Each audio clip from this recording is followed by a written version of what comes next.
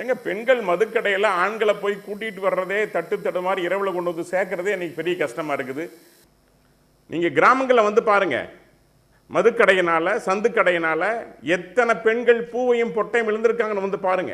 மதுபான மாநாடு நீங்க தான் நடத்திட்டீங்க, பிஜேபி நடத்திச்சல மதுபான மாநாடு. இப்படி எல்லாம் நீங்க வச்சுக்கிட்டு ஏன் நான் என்ன கேக்குறேன், பிரைம் மினிஸ்டர் தான் 56 இன்ச் ரொம்ப வீரமானவர்ல இந்தியா முழுக்க இனிமே மதுபான கடையே இருக்க கூடாதுன்னு ஆர்டர் போட முடியுமா சார் உங்களால? உங்களுக்கு அவ்வளவு அக்கறை இந்த நாட்டு பெண்கள் மீது இருந்தா போடலாம்ல. நடுஇரவில் நடந்து போறதே பாதுகாப்பற்ற நிறை, பாலியல் வன்கொடுமை பயமா இருக்குது. நேஷனல் கிரைம் ரெக்கார்ட் பியூரோ, தமிழ்ல தேசிய குற்ற ஆவண காப்பகம், ஒன்றிய அரசாங்கம் வெளியிட்டிருக்கக்கூடியது. அதுல இந்தியாவில் பெண்களுடைய பாதுகாப்பு என்ன லெவல்ல இருக்குன்னு பாத்தீங்கன்னா, அவங்களுடைய மாநிலங்கள்ல தான் ஃபர்ஸ்ட் டாப் 10 பெண்கள் கடத்தல், பெண்கள் மீதான குற்ற செயல்கள், அதுலயும் பட்டியல் சமூக பெண்கள் மீதான வன்கொடுமைகள் அதிகமா பதிவாயிருக்கு. என்சிஆர்பி ரிப்போர்ட் தயவு செய்து எடுத்து பாருங்க.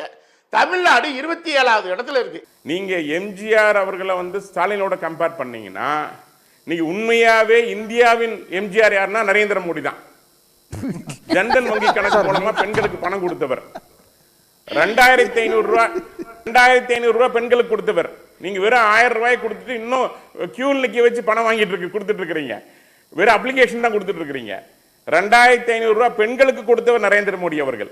இந்தியாவுடைய எம்ஜிஆர் வந்து ட்ரம்ப்னு சொன்னாலும் தப்பு கிடையாது. அவர் ட்ரம்ப்பா கூட இருக்கலாம். இந்தியாவுடைய எம்ஜிஆர் அப்படின்னு நம்ம எழுதி வச்சுக்கிற வேண்டியதான். நாகராஜ் அண்ணே ஒன்று போகிற போக்கில் சொல்கிறாரு. நான் இப்போ மகாராஷ்டிராவில் நடந்த ஒரு சின்ன உதாரணத்தை பற்றி நான் சொல்கிறேன். பெண்களுக்கு வந்து பாஜக அரசு ஆட்சிக்கு வந்தால் மகளிர் உதவித்தொகை தரப்படும் என்று அவர்கள் கொடுத்த வாக்குறுதியின் அடிப்படையில் 2,52,00,000 குடும்பங்கள், 2,52,00,000 குடும்பங்கள்ல இப்போ அவங்க என்ன சொன்னாங்கன்னா 26 லட்சம் பேர் தான் ஏற்றுக்கொள்ள முடியும் என்று அறிவித்தார்கள். அதுக்கு பின்னாடி என்ன சொன்னாங்க அப்படின்னு சொன்னா, இப்ப 8 லட்சம் பேருக்கு தான் கொடுக்க முடியும்னு சொல்லி அதை குறைச்சி இப்பதான் செய்திகள் வந்தது. இங்க 1,60,00,000 பெண்களுடைய எண்ணிக்கை தமிழ்நாட்டில் எடுத்துக்கிட்டீங்கன்னு சொன்னா 3.5 கோடி பேர். 3.5 கோடி பேர்ல 1,60,00,000 பேருக்கு போகுது. அதுல மகாராஷ்டிராவில் 8 லட்சத்துல போய் நின்றுகிட்டு இருக்காங்க. அதையும் கொடுக்க முடியாதுங்கிறாங்க. 1500ஐயும் 1000 ஆக்கணுங்கிறாங்க. இவ்வளவு விவாதம் பாஜக அரசு ஆட்சியில் நடந்துகிட்டு இருக்கு. சமையல் எரிவாயு இணைப்பு கொடுத்தது. சிலிண்டரை பத்தி பேசுறீங்க. சிலிண்டருக்கு எவ்வளவு ரூபா அன்னைக்கு மோடி ஆட்சி வரும்போது இருந்தது, இப்போ எவ்வளவு இருக்கு? சமையல் எரிவாயுக்கு நீங்க சமையல் எரிவாயு கொடுத்தோம்னு சொல்றீங்க, வங்கி கணக்குன்னு சொல்றீங்க. 1000 ரூபாய் போட்டது பூரா புடிங்கி அம்பானிக்கு அதானிக்கும் கொடுக்குறீங்க. நாயை விட மதுவை விட ரொம்ப ஆபத்தானது இவங்க பேசுற சனாதனம். இத்தனை பிரச்சனைகள் இருக்கிறப்ப பாசிசம் எங்க வருது, சனாதனம் எங்க வருது?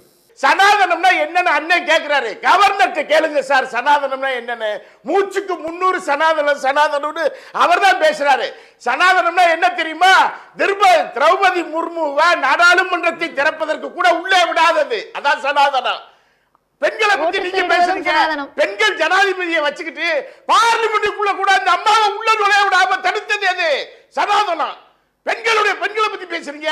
ஒரு திரௌபதி முர்மு என்ற ஜனாதிபதிக்கு அது அவமானம்னா, சாதாரண பெண்களை நீங்க என்ன பாடுபடுத்திருக்கீங்க 2000 வருஷமா? அந்த 2000 வருஷமான சமூக பாதிப்பு தான் இப்போதும் பிரச்சனைகளாக வருகிறது.